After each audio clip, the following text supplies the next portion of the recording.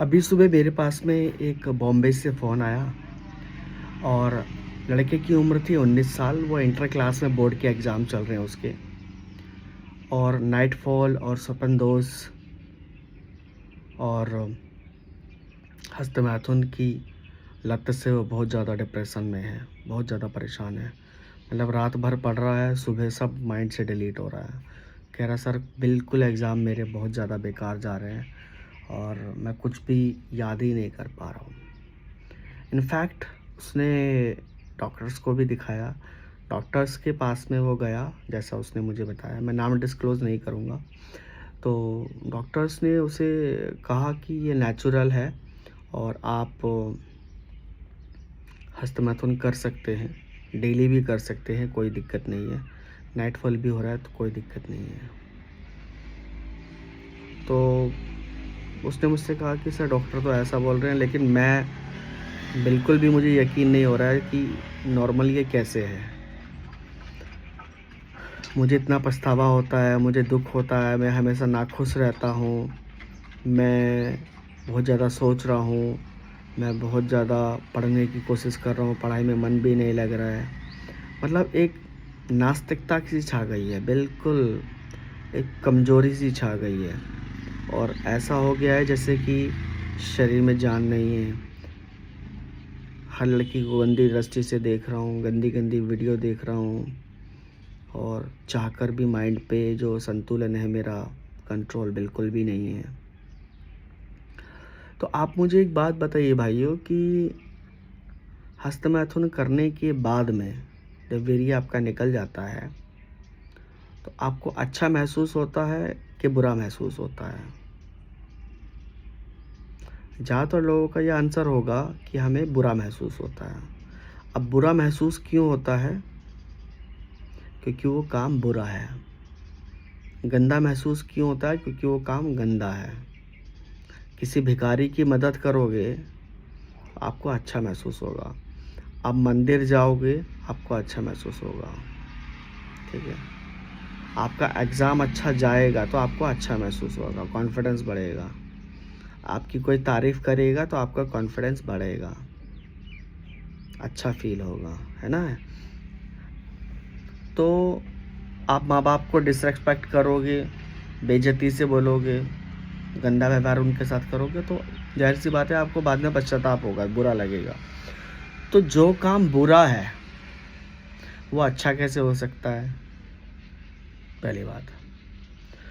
और बात रही शारीरिक की, तो जब हम हस्तमैथुन कर लेते हैं, वीर्य निकल जाता है, तो ऐसा नहीं लगता जैसे कि हमें 4-5 लोगों ने पीट के डाल दिया हो और बैठा दिया हो और कि चुपचाप बैठा रहे। मतलब शरीर से पूरी जो एनर्जी है वो बिल्कुल निचुड़ गई है। सब जैसे पूरा शरीर का सारी ताकत किसी ने निकाल ली है। तो शरीर की ताकत यदि कोई ऐसे निकालेगा तो अच्छा लगेगा, एनर्जी रहेगी दिमाग में। तो सब कुछ चल रहा है, मेरी आँख, मेरे कान, मेरे सांस, मेरी बोलने की जिसमें जा रहा है, मैं सोच रहा हूँ, देख रहा हूँ, आपसे कह रहा हूँ, सब एनर्जी से तो चल रहा है। और जब एनर्जी जाएगी तो कहाँ से काम करेगा बताइए? अच्छा एक बात बताओ, जो लोग ये बोल रहे हैं कि चलो हस्तमैथुन करना अच्छा है, ठीक है, तो मान लो आपका कोई साथी है या आपका कोई मित्र है या आपका परिवार में है, आपको किसी को खून देने की आवश्यकता पड़ रही है, तो डॉक्टर पहले ना आपका हेल्थ चेकअप करेगा कि आप खून देने योग्य हैं कि नहीं है, आप ब्लड देने योग्य हैं कि नहीं है। ब्लड देने योग्य हैं तो आपसे खून ले लिया जाएगा। उसके बाद में भी डॉक्टर आपको बोलेगा कि भाई अनार फनार का जूस पी लियो, कुछ अक्खा खा पी लियो, गाजर मूली चुकंदर खा लियो, है ना, जिससे तेरा खून बढ़ जाए, अनार वनार खा लियो। तो इतना तो कह रहा है। तो फिर आप बताओ ये फिर। और यहाँ पर एक बार खून देने के बाद में आप इतना खा पी रहे हो, इतना सब कुछ अपना ध्यान रख रहे हो, और 40-30 दिन जो खून बनेगा, उस खून के बनने के बाद 4 बूंद वीर्य की आपकी संतान प्राप्ति लायक आपकी वीर्य बनेगा, जिसको आप दिन में 4 बार नष्ट कर रहे हो, दिन में 5 बार नष्ट कर रहे हो, हफ्ते में 3 बार नष्ट कर रहे हो। तो ऐसा नहीं लगता कि आप खून दान कर रहे हो अपना? खूब खून जा रहा है आपका, बिल्कुल बह रहा है। बोलो, बह रहा है ना, फ्री में, मुफ्त में। और जिसका खून निकलेगा उसके शरीर में कुछ बचेगा क्या? और ये खून नहीं, ये वीर्य है। खून की आखिरी पद्धति है वीर्य। तो इस चीज़ को आप समझो, है ना। तो ये चीज़ गलत है, गलत थी और गलत रहेगी। अब नाइटफॉल किसी का हो रहा है, तो नाइटफॉल का क्या है? अभ्यास गलत बन गया है।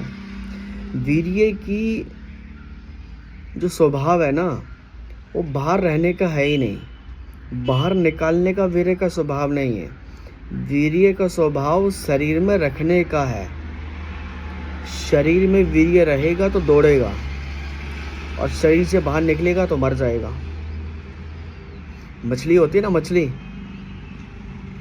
होती है ना, तो मछली समुद्र में होती है, पानी में होती है, तालाब में होती है, तो चारों तरफ नाचती है, कूदती है, उसके प्राण जीवित रहते हैं, है ना। कैसे देखो, चलती फिरती है, तैरती है, और पानी से बाहर निकाल दो मर जाएगी।